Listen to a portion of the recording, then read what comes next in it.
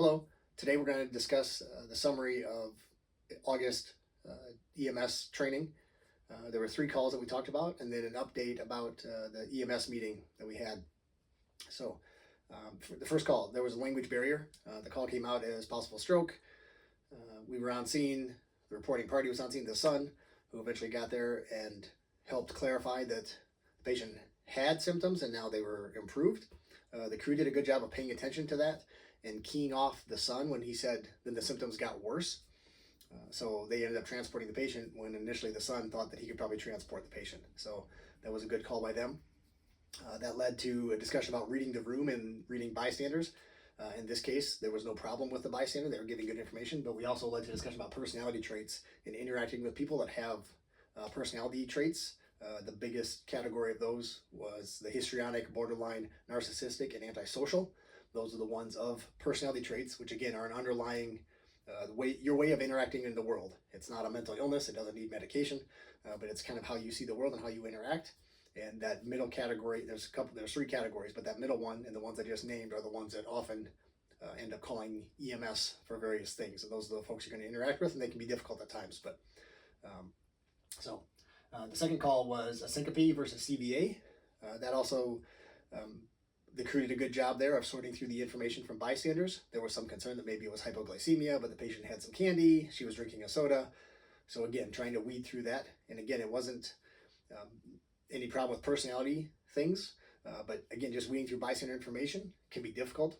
The point I make there is that they often, whoever the bystanders are, they often will react and key in on something that they think is going on because they only have an N of 1 in their experience. So if somebody has a symptom and they know at one point they had a similar situation and it was X, they're going to think that every situation that's even close to that in the future is because of X, when it could be any number of things going on that are similar to the experience they had. So we have to try to weed through that and get rid of the information that's not as useful to take the best care of the patient. In both of these cases, crews did a good job. They were on the stroke pathway, got the patient to the ER. So a couple comments about that, just to clarify what happens in the ER. And then I'll circle back to our CVA EMS meeting. So the first thing that usually happens with a possible stroke is that you get a non-contrast head CT. The point of that is to see if you have a ischemic stroke or a hemorrhagic stroke. Ischemic strokes are obviously much more common. That's when a blood clot blocks a vessel in the brain, so there's not blood flow downstream from that, and that's what causes the symptoms. If you get a hemorrhagic stroke, essentially a blood vessel burst, often because of long-standing hypertension, and those are treated differently. So that's the first scan. After that, the patient usually gets and sometimes that happens very quickly, like right from the EMS gurney to the CT scanner at some hospitals. That's not everywhere, but sometimes that happens. The next step for imaging is usually a CT head neck angio, and that's where they use contrast and squirt dye into the vessels, and they see if all the vessels light up and if there's good blood flow through the vessels that way. A third imaging option in some patients, if they don't find anything in those first 2, would be an MRI. And again, that depends on the hospital and neurology consult. So an important point about both these as it relates to strokes is that treat TIAs and strokes the same. So essentially the first patient really had a TIA and then got completely better, and then his symptoms came back. But another case, you may go on, the patient has dense symptoms of a stroke, and then they completely resolve and they don't want to go. That's not something to blow off. I would be very cautious about signing those patients.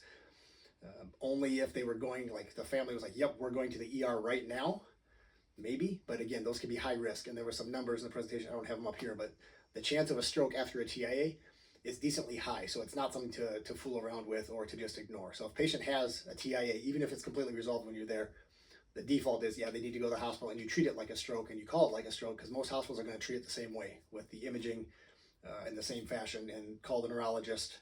They really treat it the same way. So, and again, I'll come back to that comments about stroke care in just a minute. So the other case that we had was a suicide. A guy had used a box cutter to cut up his arms. A couple comments, mainly about the discussion mainly centered on tourniquets. So we have 2 types. We have the CAT and the SAM. So make sure you know how to use both of them and how to pull on it at the right angle to get those to cinch down. It was a good call to put tourniquets on by the crew when they got there. Police had not done it. And again, we had discussed why they maybe didn't do that. There wasn't any bleeding at the time. I think it was absolutely the right call for crews to put the tourniquets on when they got there. Even if it wasn't spurting blood, it may, after you move the patient After they get some IV fluid, the blood pressure comes up and maybe you blow off a clot that had previously been holding, and now you're dealing with that down the road.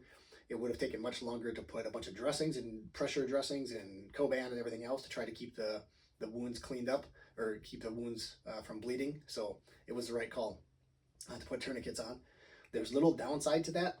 Pain is the biggest one. This patient wasn't so responsive. He wasn't complaining of pain of the tourniquet, so not a big deal. On somebody who maybe has a smaller wound and pain becomes the issue, and I mean pain from the tourniquet, then you might want to reconsider not having a tourniquet on. And that would be, you can think of a case where somebody maybe gets shot in the forearm, police are on scene, they throw a tourniquet on right away, and then you get there, the patient's main complaint is not the forearm, which is not even bleeding much, but the tourniquet. Okay, so then maybe you could take the tourniquet down, because if it changes, if the tourniquet's causing the issue and now you're having to give pain medicine, or that's escalating the patient because of the pain from the tourniquet, now you're changing the care because of that, and maybe in a bad way. So maybe back that tourniquet off and see what you're actually dealing with. So as far as timing of tourniquets, there's not, when you get to the ER, somebody's probably going to ask. In this modern era, when you're going to a trauma center or going to any hospital, it's not going to be 6-8 hours. This is not the military setting. It's not a tactical operation where people have been pinned down with a tourniquet on. So give them your best guess. Don't get wrapped around the axle on it. If somebody gets really in your face about the exact timing, let me know. I don't think they should be doing that. Everybody knows that tourniquets can be on for a little bit and it's not a huge deal. So have some idea about timing, but having to actually take a Sharpie and write the precise time is not necessary. Some people will announce on the radio so that there's a record of it. That's certainly fine as well. But again, it's not, the precise minute is not crucial. Like 35 minutes versus 40 minutes for a tourniquet doesn't really change anything. So anyways, good call on all three of those calls. I think they were handled well. So the last thing I'll talk about, we had a metro-wide EMS meeting with representatives from Regions and Burnsville, Alina, Hennepin, and discussing all the different scales that we use. The bottom line is that there's not really one scale in the pre-hospital setting that bears out to be so much better than the other ones. So what we're doing is fine. A couple of the other big systems both talked about the ones they're using, and one of them had just recently trained on using one of those scales. And so they can't really afford the training time to put everybody through new training just because somebody likes another scale better, right? Whether it's BFAST or the Cincinnati scale, whatever it is. Another piece is, and the reason this doesn't apply to us very much is because we have two stroke centers that are essentially the same. There's one little changing in designation with Southdale, but essentially Methodist and Southdale can do things the same. So they're about this equidistant depending on where you are in the city. So going to either one of those places is fine. So I wouldn't change anything about that. We don't have to change anything.